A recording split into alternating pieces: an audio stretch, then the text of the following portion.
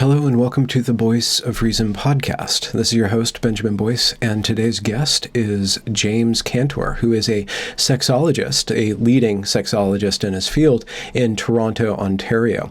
In this interview, we talk about his cancellation within a small professional or supposedly professional listserv. And if you want to know a little bit more background on that, there is another video that I did, as well as an article that has been written about that are linked in the description. In this conversation, we talk about the changing values within what it means to be a professional right now within the academy, and Dr. Cantor's take on the failure of professional societies to maintain professionalism and a deep rooting in logic, reason, and evidence. So without further ado, here is Dr. James Cantor. There's this email chain that you shared with me and that you were involved in. And I think I'm sorry, I'll try, you please correct my acronym mistakes, but I think it was the SSSS. They usually go by Quad S. Quad S. And what does Quad S stand for? The Society for the Scientific Study of Sex. I'm sorry, it's now changed. It's now the Society for the Scientific Study of Sexuality. Okay. Oh, that's a broadening thing. So could you distinguish between sex and sexuality, and why did they change that? I know what sex is. Sexuality is whatever anyone declares it is. It's a much more political, now mixes in gender. It now mixes in gender.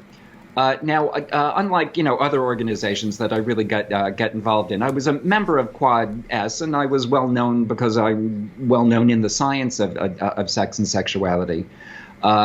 They made the change when I first joined. It was sex, but a lot of that, and perfectly fine. We're going back a generation. We're going back over 20 years now. So much of that was actually about sexual orientation. And then sexual orientation, of course, became closely related and began including more and more gender identity issues. 20 years, of course, we were at the terrible height of the HIV era, so that also guided an enormous amount of the research was going on, which of course was about sexual behavior and how to influence it and how teaching people to keep themselves safe. So in those days, rather than even then the gay community, gay and lesbian community, lesbian gay community, lesbian gay bisexual, LGBT, LGBTT2QQIIA. There's a plus, yeah. Right.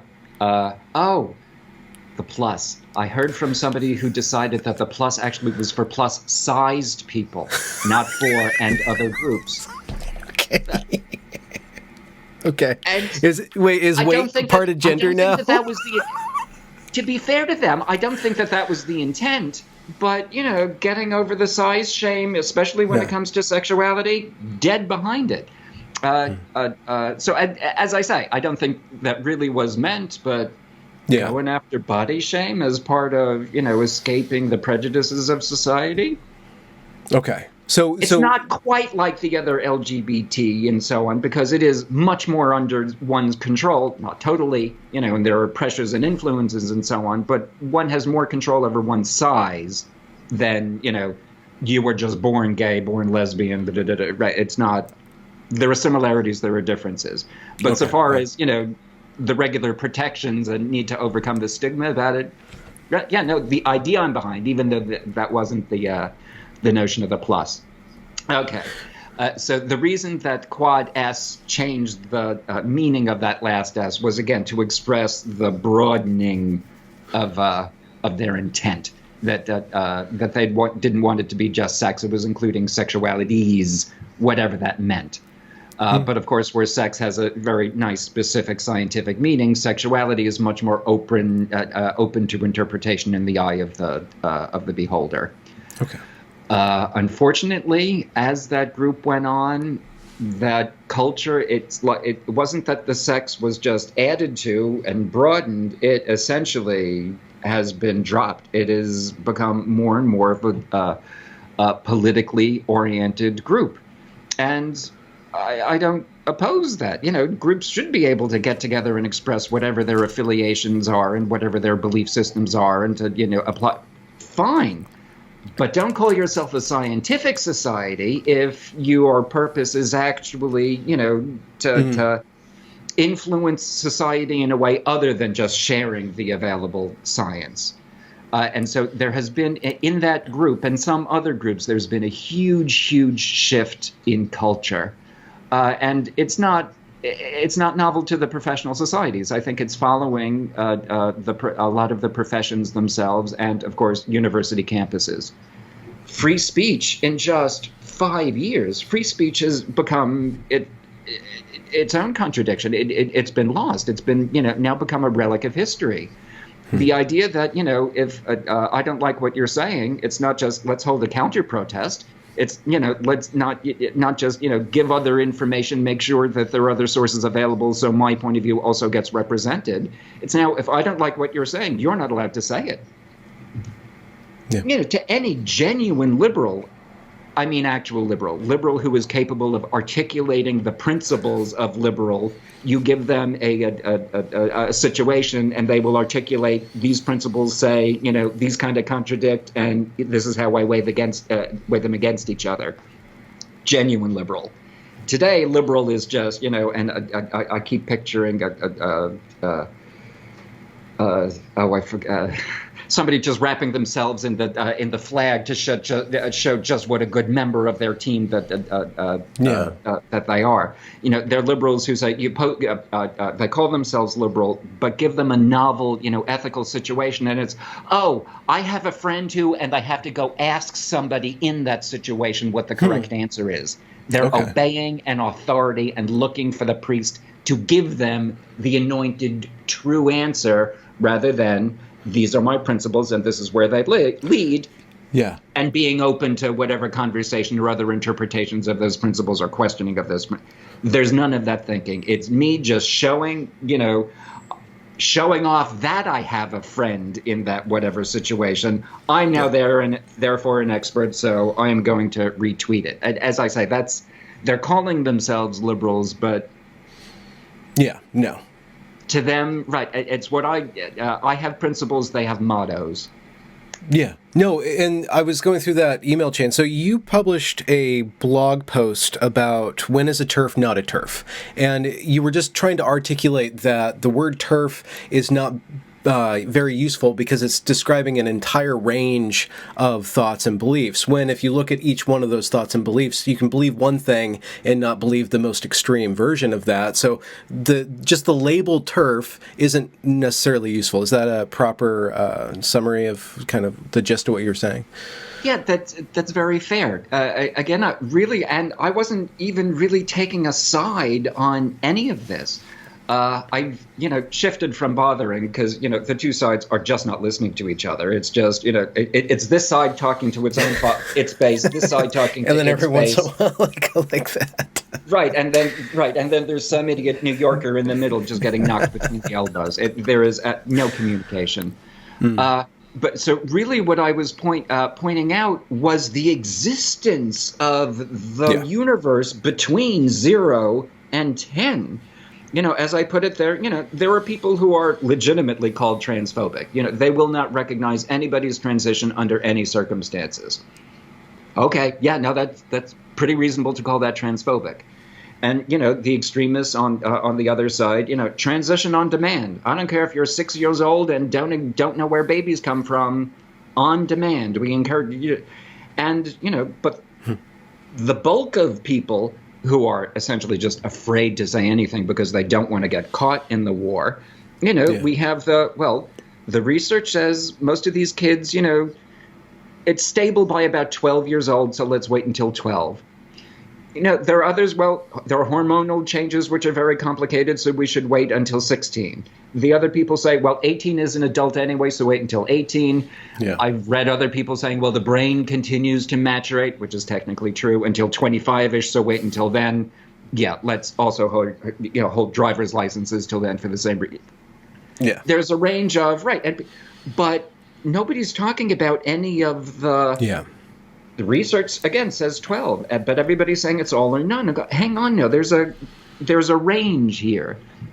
The same with situations in which it is appropriate, and I would even say, more than appropriate, but I'm not thinking of an appropriate, a good stronger. The appropriate word for stronger than well, a more appropriate word for stronger than appropriate, where recognition is demanded, I'll say, at least by my personal ethics, where housing discrimination, right.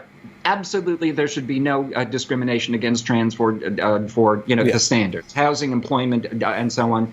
Those are some situations where, again, basic liberal principles, I don't think there would be much debate.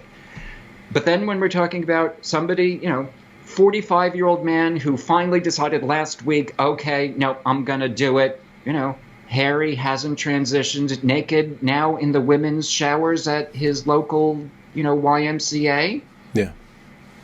All right, somebody, I can imagine reasonable debate, or at least reasonable debate over that, where at least it's not the same situation.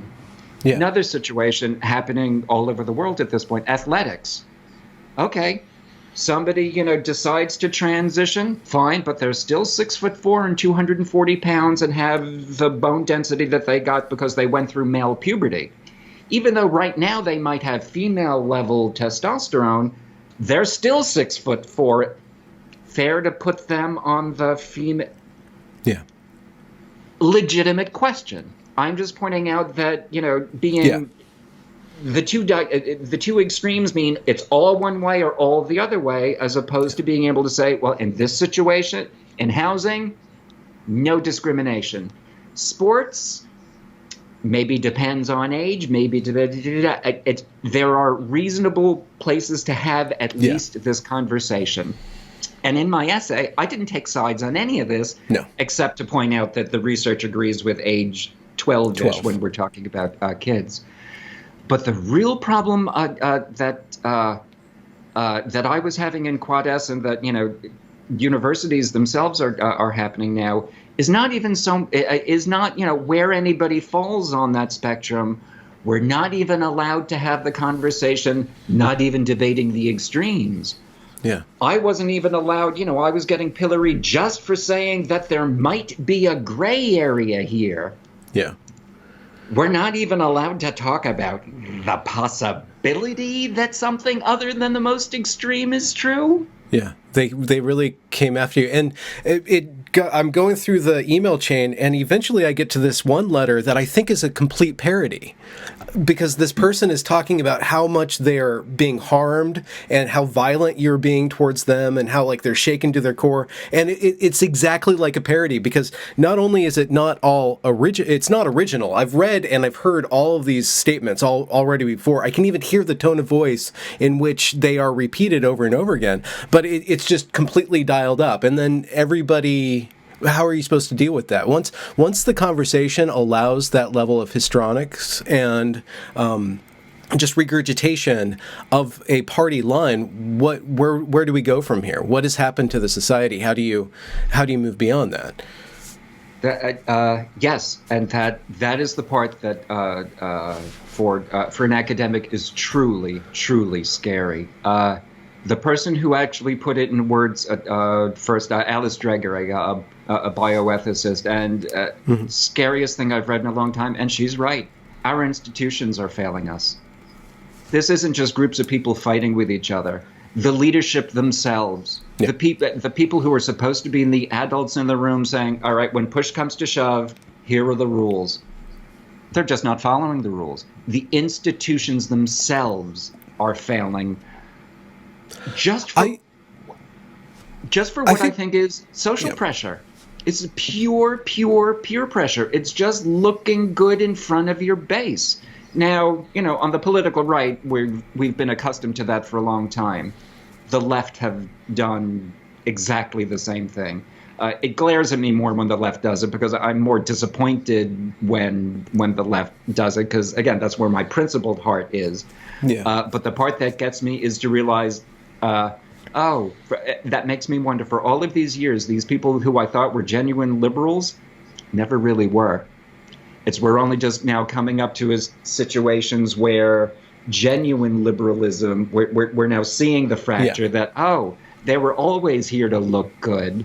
But now there's been a split between, what looks good and what's just the dead on accurate information. Yeah, and that's, I wouldn't say that they're not following rules. I think that there's a new set of rules now. And I think that in every group, you're going to have a large mass that are just in it to look good. They don't even really care about the group. They just want to do what they're doing in an environment that has some form of homeostasis. They want more retweets. So they want to sit at the cool kids table. They're just looking good in front of their gang. But, 30 years ago, you could only talk to the people who were sitting immediately around you at the cool kids table or the nerd kids table, and that was that. Now that, people have to look good or have the feeling, especially young people, of looking good in front of their entire whatever social media world that they're often imagining, it's like the denominator has grown so wide that the lowest common denominator has dropped really, really low. Oh, okay. For enforcing that. So, but I would contend that there are rules. It's not that they're not following rules, being the authorities within these institutions. It's just that there are different rules.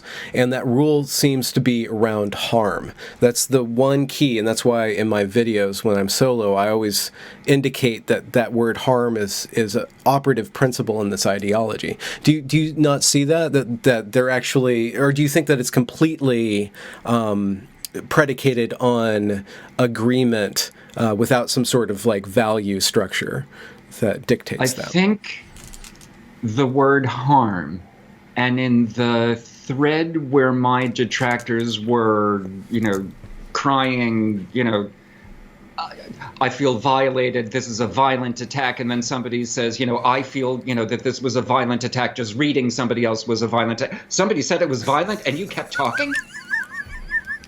This is a fucking email. I grew up with sticks and stones shit.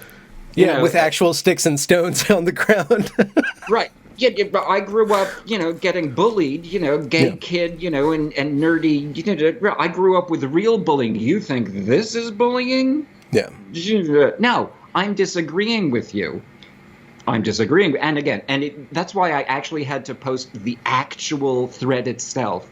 If I just tried describing the thread, no one would believe me. No one would believe that the other side could actually be this crazy. But you use the word yourself, and histrionics. Yeah. I actually think that this is genuinely what's going on. I think a lot of these people sincerely, I can't give an official diagnosis, but I think there are genuinely people with personality problems such as histrionic personality disorder. Could you describe that? They sincerely are unable to moderate their experiences of their own emotions, and they have an unhealthy need for attention. And just by taking any insult and calling it harm and calling it violence and just looking like they're huffing and puffing, right, they're just wrapping themselves in their flag, in the flag, assuming that the institution once again will just not follow the rules or follow new rules, and rather than do the logical thing, the person who is perceived to be victimized is always correct. Don't bother to do any fact-checking. Everybody just exaggerates their victimization card in order to, I call this, and I'm saying this, as a gay Jew descendant of Holocaust survivors. I mean, I know harm, I know violence, and I know somebody who's just wrapping themselves in the cloth in order actually not to have to present evidence for their opinions. Sorry, we're not allowed to have that conversation. Even the demand for evidence is itself taken as a stroke of violence. But I think you're exactly correct, and it's because there are so many moral grandstanders now unwilling to call out this crazy behavior as crazy that has let it blossom in the way that it has. Why are they unwilling to call it out? Willing to say, no, just your being uncomfortable is not a good enough reason to shut somebody else up. I mean, we're not even questioning, were you really a victim? I mean, God forbid we actually ask that. It's hard not to compare this to, not to see this as a revision, not recapitulation, as a repeat of something we've seen before. the pendulum in the mental health field, well-intended. People genuinely are trying to do the right thing and to help people who are genuinely victimized. Their heart's in the right place. 30 years ago, we were only just starting to recognize then that problems about childhood sexual abuse were much more rampant than we realized or were willing to admit. So there were cases that were getting ignored, kids or families who were reporting and getting overlooked or ignored or dismissed. All right, and then, there came a time when this came to be recognized, people started reporting it. But in the desire now to recognize these cases that were getting dismissed, it overcorrected. The pendulum overswung. In our, conscious effort to be more open-minded to stories of these victimizations, it left us open to manipulation and to people who just, again, for their own psychological needs, hunger for attention, they were able to take advantage of the situation, again, for their own histrionic personality disorder, borderline personality disorder, whatever hungers that they had to get whatever attention that they need. This situation was now open to abuse by them. By now, claiming victimization, nobody was allowed to question it. And then we started seeing crazy shit as it started. The whole repressed memory syndrome. Yeah, okay. People who weren't abused, no evidence of they were abused, but under hypnotism with a shrink who was a true believer, not paying attention to any of the science, saying this wasn't true. The scientists getting insulted and dismissed. This was before cancel culture, but they were certainly getting ostracized. Yeah. You're part of the problem. You're as bad as the abusers for not taking at face value this person who just last week realized that they were abused. And as I say, it got crazy. These weren't just memories of abuse. People who were then ritually abused as part of these satanic rituals. Women getting raped to get pregnant to abort the fetuses as part of these demonic. I mean, it was crazy. Yeah. But we weren't allowed to question somebody who said that they were a victim.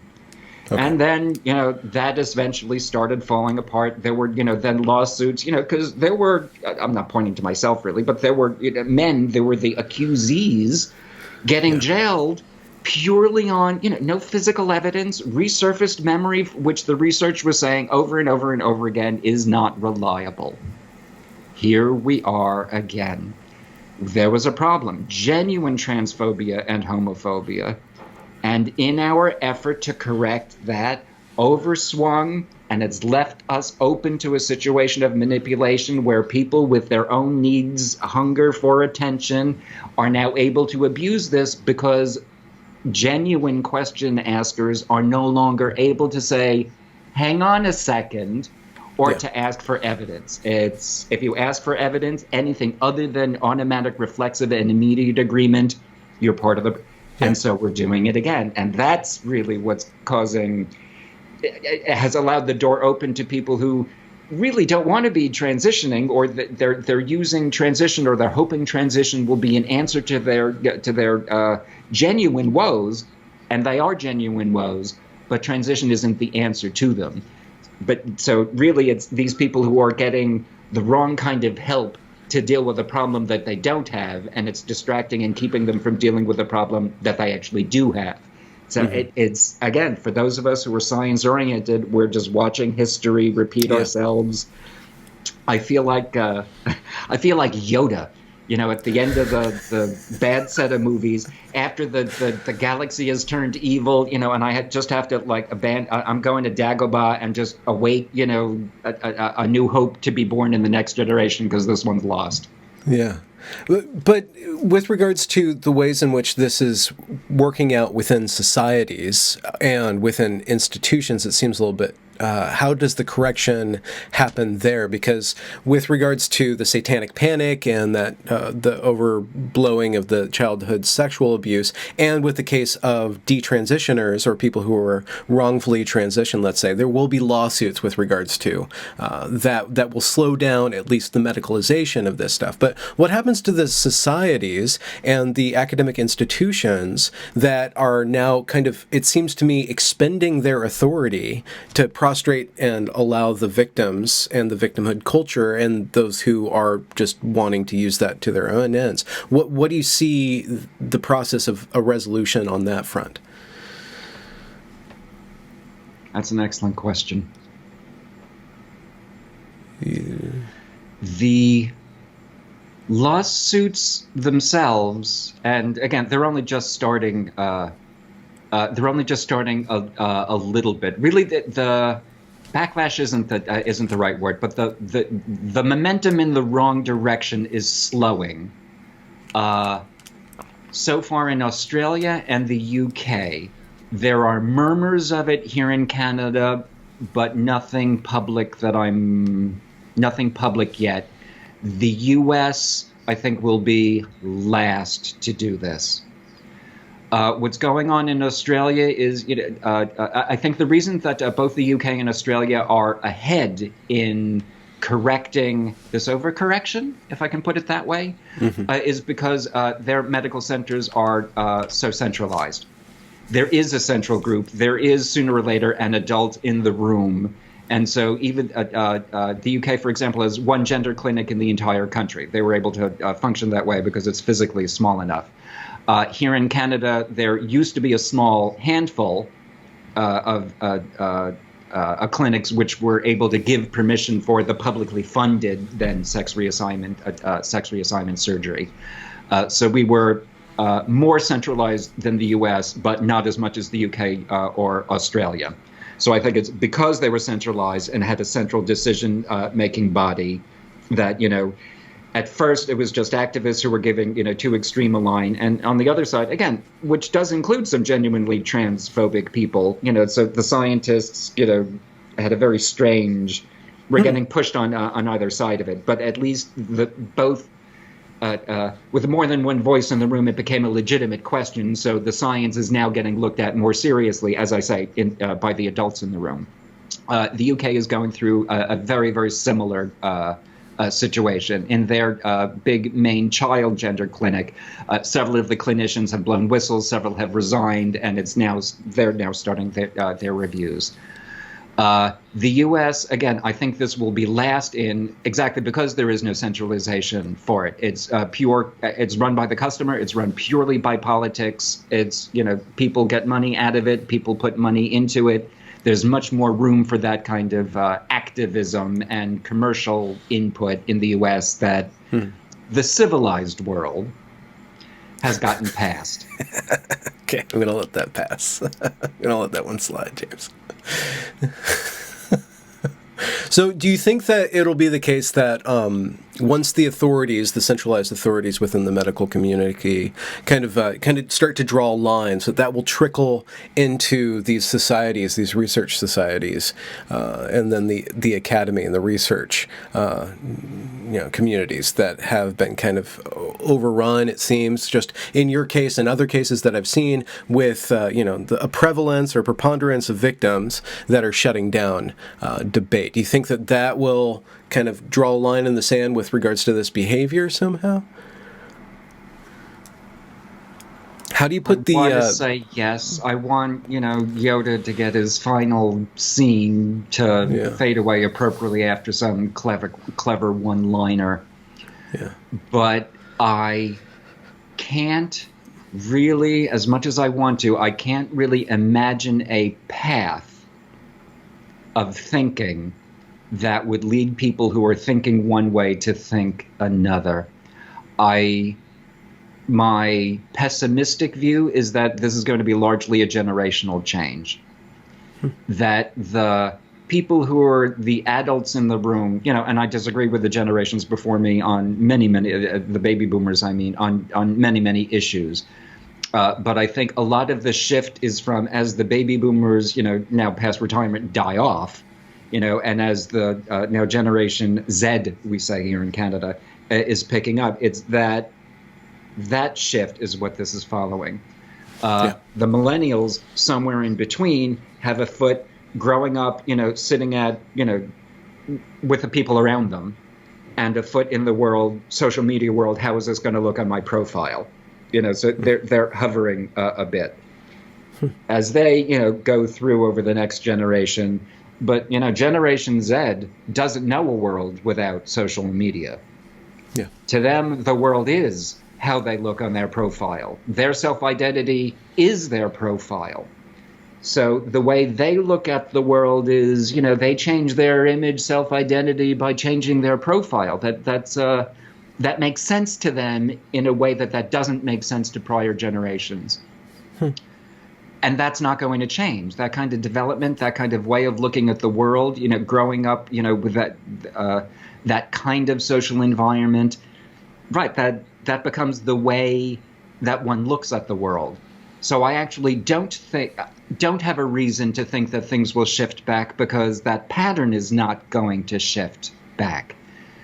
If I wanted to predict a change, it would be, as I say, Yoda waiting for a new hope to be born in the next generation, and for the next generation to rebel against whatever the craziness is of their currently children, but eventually, soon to be parents, right? To rebel against my parents, grew up in social media. They don't know anything about the real world. So their kids, are that much more, gardening and granola. Maybe that will, right. So it will be whatever, or then brand new technology that, I can't imagine. And, I will be in the old sex researcher's home by then, but whatever those kids grow up in, right. And that will guide how they, right. That's really how I see things. I don't see it going back, but it is easy to see it going down. Okay. So do you think that we're going to have to figure out how liberal values, the classical liberal values that you espouse, can operate in the world of social media, in the world of status? How do you make, I guess the question might be, how do you make liberal values a sign of status that is operative and that becomes a part of the cultural mores, the values that guide a group of researchers, let's say? I would say that even goes beyond liberal or conservative, for that matter, values. That's just the value of thinking, the value of critical thinking, of engaging with a side who disagrees in order to provoke your own thinking. Healthy debate instead of, this moral grandstanding, virtue signaling kind of, as I say, we're not debating. We're just showing our side that we're willing to debate for our side, but nobody's. So really, to me, the profound loss is education, but not education in the sense of, learning history, learning mathematics, but education in the sense of learning how to think, learning how to debate, learning how to, engage an idea, learning how to change one's mind, learning how to swallow one's pride to change one's mind. The realization that there is no such thing as proof. There's evidence, and there's the best explanation we have for the evidence. So far, who knows what's coming down? Which isn't to say ignore science, stick with it. It's not, there not being such a thing as proof outside math. There not being such thing as proof doesn't mean that you get to say whatever you want, but the actual ability to, basic logic. People are not able to apply basic reasoning skills. That probably is, although I value social media and the internet, I often feel like it came too soon. We weren't prepared. We as a culture were not prepared for it. Scientists, intellectuals, academics, we had, listservs and email and so on, long before anybody else did. I remember when before the internet was the internet. It was actually a series of other nets, ARPANET, and several other. There was an intranet and so on.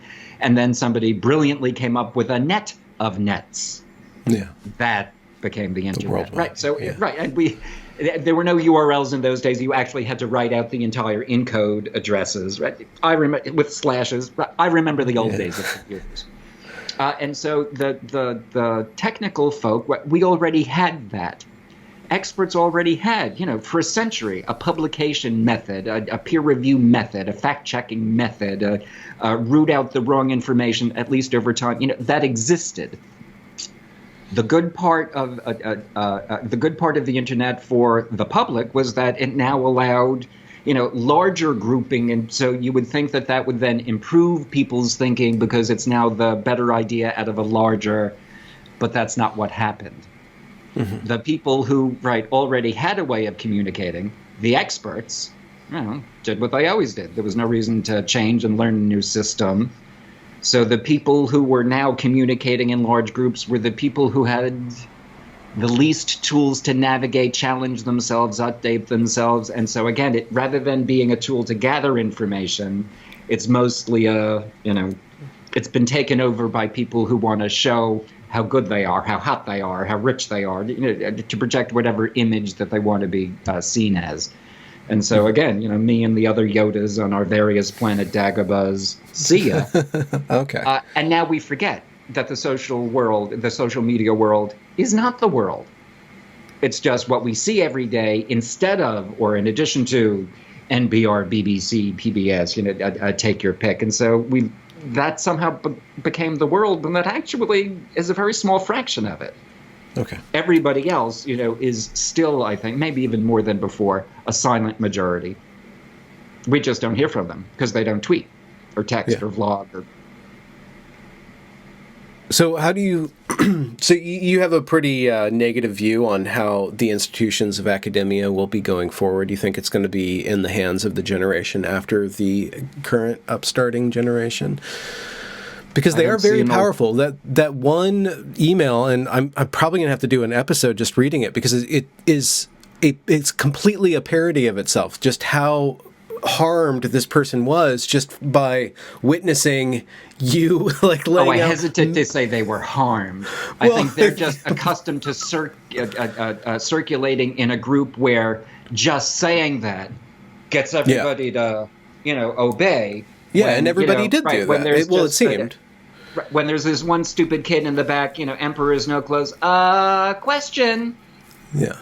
And then, of course, the whole thing falls apart if anybody questions it, which makes everybody now, the kid who said the emperor has no clothes, you think the community all of a sudden said, oh my God, you're right? Yeah. No, it's just, now we have to isolate the kid because now all of a sudden the kid has called out that the rest of us were just sheep. But when that is acting within, and it seems to be the case that this is acting across academia, like in all the different camps, not even just in the humanities, but also in STEM. In your case, what happens when the entire institution is infested? And that's one of my great regrets about what happened in Quad-S, is that Quad-S kind of stopped being STEM. Okay. It was, behavioral scientific, statistical, that's why I joined it. And it's just as time and as generations shifted, it has now ceased to be a scientific organization and is now being a rather profoundly anti-scientific organization when whatever scientific statement disagrees with somebody's political feeling. Or at least there are enough people who, have become activists, run for the board and so on, and are now, rather than saying, let's have the debate, here's the diversity of views, or making sure that their own view is shown, it's my view or you're kicked out. This is now a group for my view. It has ceased to be a scientific organization. But you're right, the floridness of it, it's, as I said before, I just had to post the original because nobody would believe this. This is, clearly, and any neutral, mental health professional would read this and say, you've got some issues here. This is not just, this is a calculated rant. This is a, programmed reflexive. There is no thinking going on here. This is a personality disorder that, and it's unfortunate leaders have now just acquiesced to it out of cowardice and their own just need to be popular. They just want to be liked. Part of it is, politicians just, go for your base. But people think, and people, they genuinely believe that they're just being nice and doing the nice thing is necessarily the right thing. And that feels so correct. It doesn't occur to anybody to actually challenge their own thinking. And it's now gotten to the point where that's just taken as a reflex. Questioning itself has become unpermitted. And when this starts hitting, our scientific institutions, well, what's left? How is this different now from a religious institution? It's scary. It's really, really scary. Do you think that I'm sorry, sex just happened. Sex, I just think it's the canary in the coal mine. Yeah. Because sex has, and the study of sex has so many political implications that it's so politically fraught with so many people wanting the answer to be whatever their group wants it to be, that it's the first field where we can really see the effects of this kind of deterioration. Mm-hmm. There's, as you said, there's more room for it in the humanities, but sex research has ceased to be sex research. It's now gender studies.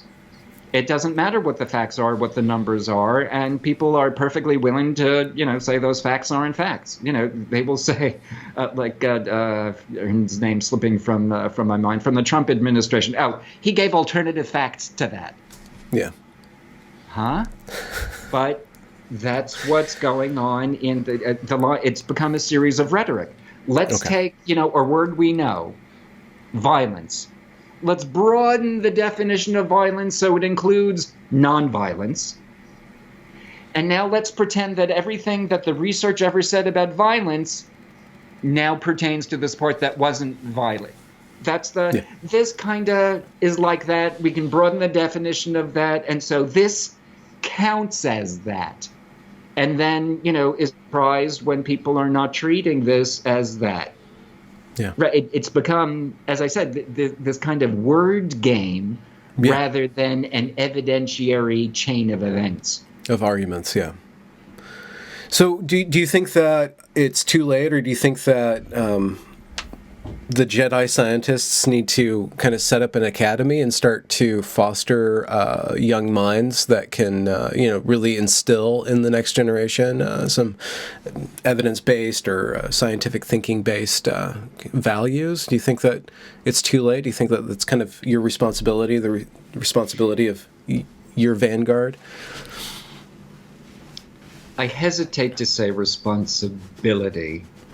But I feel it as a responsibility. I mean, to me, this is, that's the do-gooder in me. I just that's how I want things to go, and so I just feel that as a personal duty.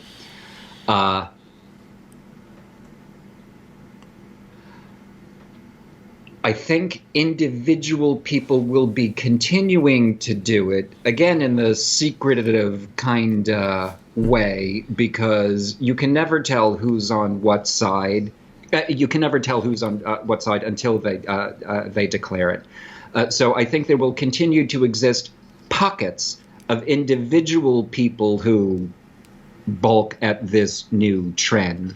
And there will continue to be the occasional student who's rebellious enough in their own way to see through the rhetoric. So I don't think it'll be, become quite extinct ever, so much as it will change in how much, that's it. I think it'll change in how much it has to be underground versus public. I think what will change is the people who are willing to put their ideas and papers and talks out there and risk the cancel culture and risk, becoming the subject of some kind of controversy versus just publicly publish it quietly and, until it builds up and until enough evidence builds up and it can be changed that way. I think that probably would be the greater effect, that it'll change in how acceptable it is to talk about how much, in what area, in what way. Mm-hmm. It almost seems like you're describing kind of a dark age that we're on the precipice of, in a way. That is exactly what it feels like, and it has. If we look at any kind of an intellectual dark age, these are what we're seeing are exactly what we see at the beginning of those. This is what started the McCarthy era. This is how the McCarthy era started. This is how the repressed memory era started. It was people were not allowed to question uncomfortable things. People were not allowed to consider, disquieting ideas. Now, of course, there do exist, genuinely, Nazism is the cliche that everybody uses, but it's you either block uncomfortable ideas or you don't. You can't pick and choose. Now, that means that ideas have to get considered that I really, really don't like and I'm offended by. But I am even more offended by the idea that there are ideas that can be dismissed because somebody finds them offensive. That's not good enough. Yeah. And what's funny is that even though people are, and again, I'm saying this as an openly gay man and beneficiary of the gay rights movement of, my youth and of the generation before me, this kind of behavior isn't how we got our rights. This isn't what worked. We made friends with other people. We just kind of showed other groups what we were like. We were kind of harmless. It wasn't the, although, the ACT UP and the Queer Nation was another, even more outlandish group. They were expressing anger during the AIDS during the worst of the AIDS days. So even though what they were doing was not always politically helpful, it actually served a psychological purpose for that. So and I clearly have mixed feelings about it, but understand both sides. But the thing that really got the culture to change and be to accept, we gay and lesbians and bis and so on, wasn't the activists. It was Will and Grace. It was just, kind of funny, happy, don't mind having them around, basically harmless, fun, just being likable. We're not seeing any of that.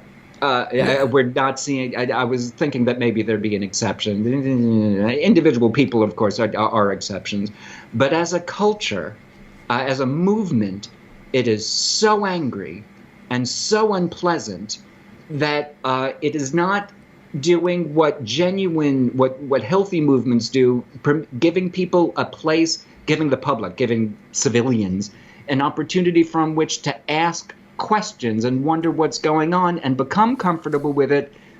People are uncomfortable asking questions because they're afraid of saying something that will offend somebody. They'll end up in the war, so they don't ask anything, and everybody just kind of, reflexively extreme. That's not who's getting accepted. There's no knowledge of diversity or of the mix. Everybody knows the vocabulary to use. Yeah. Or at least everybody thinks they know the vocabulary to use, but most of the vocabulary is just jargon that doesn't actually mean anything, but nobody's really learned anything. So again, it's the thing we're learning to be accustomed to is largely a fiction. It's a commercial. It's people are being given a bowdlerized version of what the different kinds of trans experiences are like. And they're even being lied to and being shown that there is only a trans experience and that a particular person's own lived experience, allows them to speak for the wide diversity of trans experiences. The ones who realize that they're trans or, start showing signs of, being different in childhood are completely different from the ones who were unremarkable throughout life, and then, at 40 and 50 years old, then decide to transition, which is a completely different phenomenon from the usually unhappy adolescents who start wondering, because they're gender atypical. They're rarely genuinely trans, but they're questioning it. Their experience is completely different from the other two. Yeah. The male to female is completely different from female to male. But we're treating, unfortunately, the activists, again, although well-meaning, are coming at a lot of this where everybody should be treated as if everybody is going to have the experience they did. For example, a lot of this is a lot of the movement is being run by. I have to switch which foot I'm sitting on. A lot of this is being run by the people who did transition. Transition was the right thing for them, and I'm right behind them. But there also exist a lot of detransitioners. Detransitioners, by definition, don't become activists. So we have activists, even though we know they're often in the relative minority, wanting to treat the entire group as if the entire group are also going to be persisters, even though, I'm talking about kids now, we know that the majority of them are going to be desisters. So, but we don't have desisters on the committee because, of course, they've just faded into the background and usually just living, their everyday lives. So the people doing the speaking are representing a group that they don't actually represent. Which isn't to say that their voice is not important. Their experiences are indeed valid. But so far, that it's the only voice, when we're treating every case as if every case is going to be like them, when actually they're not. They're the most extreme. What's your take on the social contagion hypothesis, the rapid onset gender dysphoria hypothesis? Wildly misunderstood. Again, that's part of the extreme pieces. It's very, very well established that the kids, and we notice, they notice, their parents, their families, their school notice, they're different from the get-go. They're different from childhood. Most of them, the majority of them, just turn out to be gay or lesbian by puberty, but for some of them, nope, they actually do continue to want to transition, and that very, very well studied. There's another group who come into clinics asking for transition, usually in middle age. They've done their best to live in their born gender, not working, and that's when they start trying to transition. And again, the ones who are otherwise mentally healthy, by and large, do very, very well. At least that's what the research showed when we did this under the gatekeeper model. It's only in the past couple of years that people started coming into clinics at all in teenage years. There were child clinics, and these were really almost always prepubescent children and people in middle age. But as a phenomenon, as a large group, and all of a sudden they went from not existing to the largest group, people coming in during adolescence, after puberty, mid-teens. These are a very mixed group. Or at least these groups don't really show, that group doesn't show any of the characteristics that they were called early onset and late onset was the original names of them. But now we have this kind of adolescent onset or rapid onset because, they didn't have a childhood history and it seemed to just start all of a sudden in adolescence, hence rapid onset. Mm-hmm. That seems to, there have been very, very few studies other than just to acknowledge, oh, there's something here and it's not matching what we had before. What's going on? We haven't had the a dozen long-term follow-up studies of them. These seem to be people who are a little bit gender atypical, but with a lot of other stuff going on also. What they seem to be doing, not to a person, and again, we have to be tentative because they're not as well studied. Largely, these seem to be bio-females, so they're female to male or female to some atypical gender mix or non-conforming status. Not all of them, but almost all of them. These people seem to have other kinds of issues with identity in general. And gender identity, because it's now so talked about, has kind of become a lightning rod. And whatever is going on in their life, they are attributing it to the gender status. And so they're they're often overvaluing, if only I could transition, all of my social problems, my dating problems, my academic problems, my ADD, whatever other issues, my depression, my anxieties, whatever other issues they're battling with, if only I could change gender, all of this will be fixed. Well, I'm too young to change my gender, so it's society's fault. Yeah. So there are a lot of people who are kind of using the situation, as I said, and, these are people with genuine issues. They deserve, genuine help. But the issue is not, it doesn't seem, gender. They're attributing it to gender, which is unfortunately distracting them from family relationships, insecurities, not feeling good in whatever their own, but they feel like a failure as a woman. So I would rather say that I'm not a woman, instead I'm whatever atypical gender fluid. So a lot of it is coming out of insecurity and gender and general identity insecurity rather than gender issues, and they're blaming it on gender or blaming it on social transphobia. It's kind of outsourcing their troubles. It's not my fault, it's somebody else's. Yeah. As best as we can see, as these people grow older, that usually resolves. Or if they do start transitioning, it's less medically and it's more socially. It's more tentative. And these seem to be the people who tend to, start feeling less gender dysphoric as time goes on, as they deal with resolve, or they just, mature out of whatever, adolescent issues they're struggling with. Something else that's another important phenomenon that's been observed about these people is that they tend to occur in clusters. Like there will be a school or a friendship group, and it will just rip right through that school or friendship group, the cool kids table or whatever, but not in another school. So it's not, so they're referring to it as a social contagion. And the best comparison I have is really to compare this to bulimia. Mm-hmm. Not that the behaviors are the same, but bulimia had the same kind of pattern. It, didn't occur, and then all of a sudden it was widespread. It mostly happened to bio females. It was mostly during adolescence. It was mostly people who had a pile of issues, insecurities, discomfort with their identity and discomfort with their bodies, and it kind of faded over time. And it would happen, as I say, in one school, not another, where people would imitate. But now people are capable of imitating stuff they see on social media as well.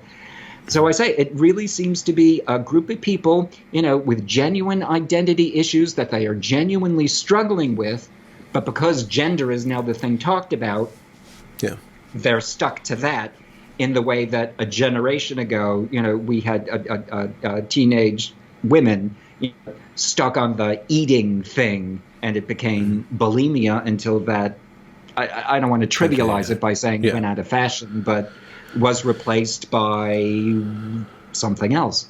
So it's not that these people don't need assistance support therapy. They do. But there's no reason to automatically take at face value the problem is exactly what it is that they're saying it is. It's they're using they seem to be using it as a cry for help, as a cry for to point out their distress. It seems to be the case that they are also kind of caught, that group is kind of caught in the crossfire where you have the trans activists, some of which have a lot of power or who can make a lot of waves,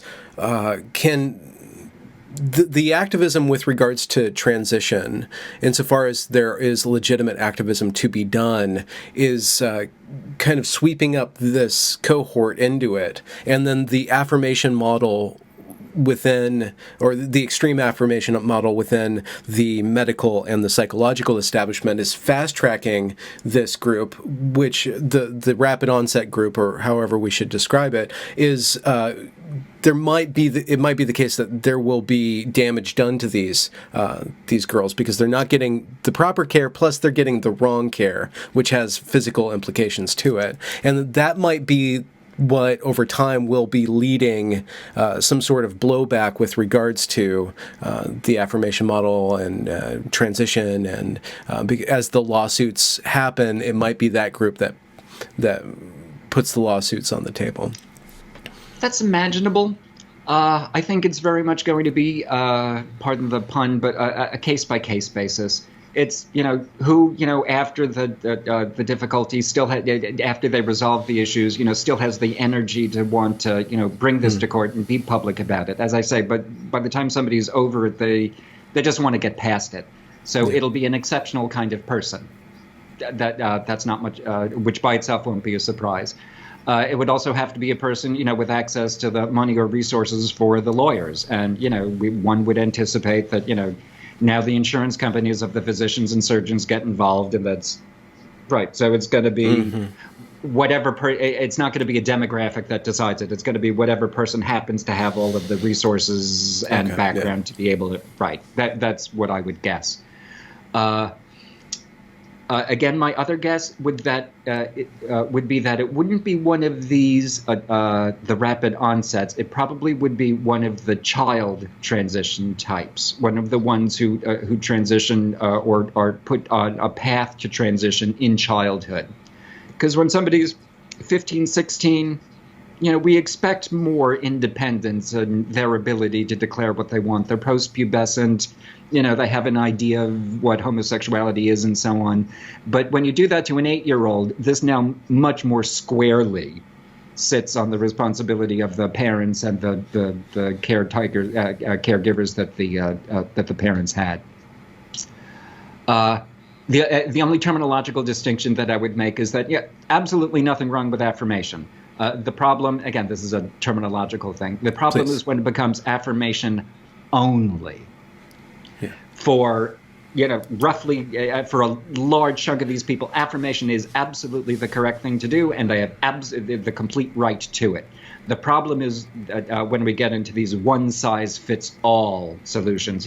Affirmation was right for me, so it's right for everybody. Or, the genuine transphobic affirmation is right for nobody, so don't affirm anybody. It's the affirmation only. It's the, one-size-fits-all, treat everybody the same way. That's the issue.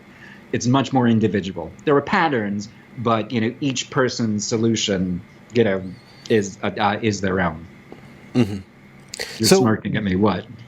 Well, no, I just, we should wrap up. I want to ask you, why did you choose the path of critical thinking? What was it in your experience and your lived experience that set you on the path that I'm gonna go down the road of logic as best I can? That's easy, because I was naturally a nerdy, smart kid. And I was not a happy kid. I was, this nerdy, pre-gay, kind of isolated, not a lot of friends. My idol was Mr. Spock. I grew up on Star Trek, a vision of a future where logic and smarts was a good thing instead of something you were bullied and ridiculed for. So I was, even before I even knew that I was going to be a scientist, I just kind of automatically had that vision. And then as I, grew up as an adult, and I just had a talent for math and logic. Either it was a coincidence that I had an inner Vulcan in me, or I milked the inner Vulcan in me. But because I wasn't going to be popular anyway, it was a relatively easy transition for me to say the unpopular shit. The question, a teacher asked the question, the only one with a hand up. It's standing out. I don't know, was natural to me, but it was my first language. So standing against the rest of the crowd, not caring if it was the popular answer or what people think. I grew up essentially having to live in a way not caring what people think. So it's more like, so from my point of view, the question is, what experiences allowed me to stick to logic and to stick to my thinking, rather than what experiences of conformity and need to be good in front of my friendship group, programmed it out of me and is blocking me from saying what I actually think because my friends might be upset. Yeah. And what were the returns for you with regards to sticking to logic? How did it prove itself to be the right path for you over time?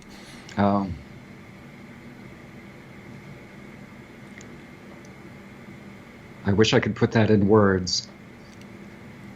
What are the rewards of critical thinking, in other words? Right, I wish I could put that into words. Let me construct an image instead.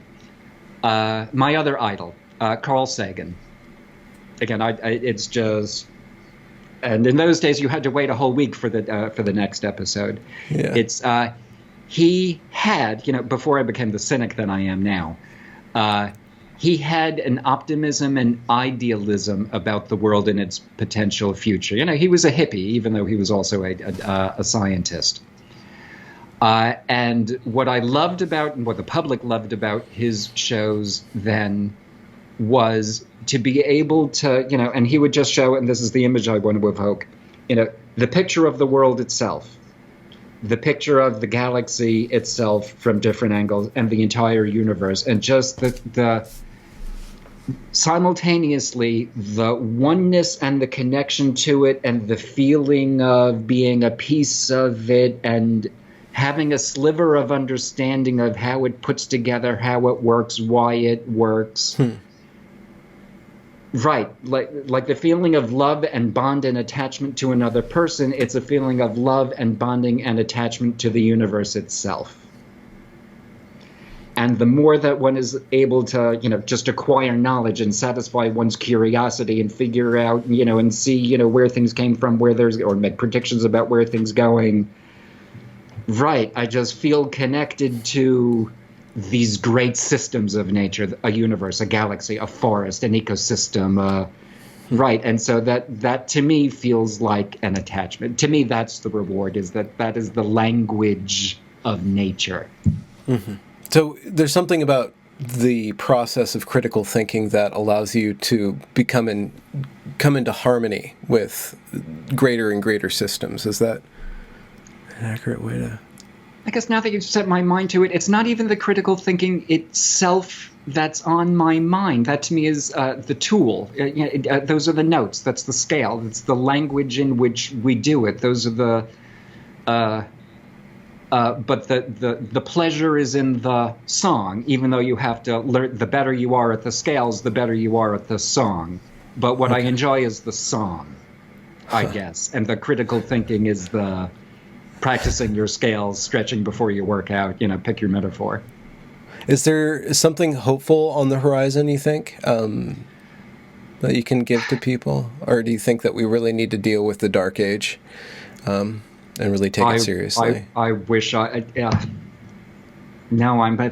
the moment, I'm a pessimist. I've become a pessimist. And it's, I don't want to be. I hope I find a reason or get to start see things that take me out of that phase. It's not a pleasurable place to be in. Maybe after the American elections, I'll be in a better mood. But as I, do what I always do, try to take my hopes for what I want the answer to be out of the equation and just look at the momentum. Good shit in history, bad shit in history. Good shit in history, and we're... Right. And shit, the side of the stick. So I want to be wrong. I hope maybe that with the better connected world, maybe we will go through this cycle faster to get to a good place. Yeah. But I don't know how that will happen until people in general, and I use this phrase a lot, learn to tap their inner Vulcan, tone down the virtue signaling, and just work on getting the right answer rather than the answer that feels good or will make you popular. Yeah. But right, we have a generation and we have a social system where what's popular now rules, more than before.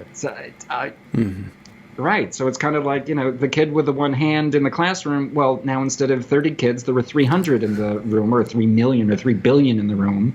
Yeah.